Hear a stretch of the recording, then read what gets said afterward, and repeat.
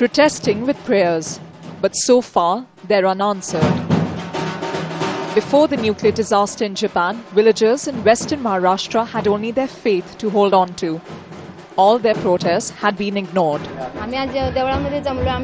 We've come here today to pray and ask the gods to protect us from this disaster coming up on our doorstep.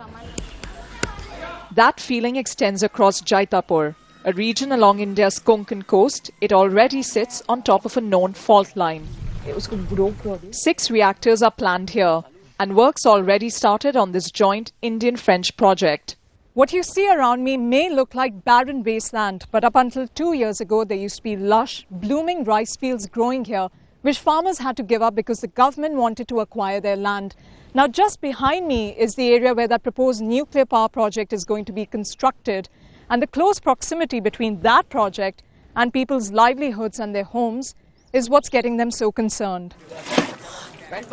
Communities here depend on fishing and agriculture for a living, and with this nuclear facility on site, it's bringing a lot of uncertainty. Who's going to buy the fish from these waters once the plant comes here? They'll be poisoned and we'll have nothing left. The Jaitapur site has also triggered massive protests following Japan's crisis. And while India's Prime Minister has promised a new safety audit, he's also made it clear there's no stopping the drive for nuclear power. Nuclear regulatory authorities in 4 countries, including France, Finland, Britain and the United States, have raised more than 3,000 safety issues about the reactor design.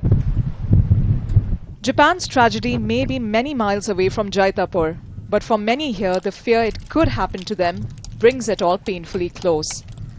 Prerna, Suri, Jazeera, Jaitapur, Western India.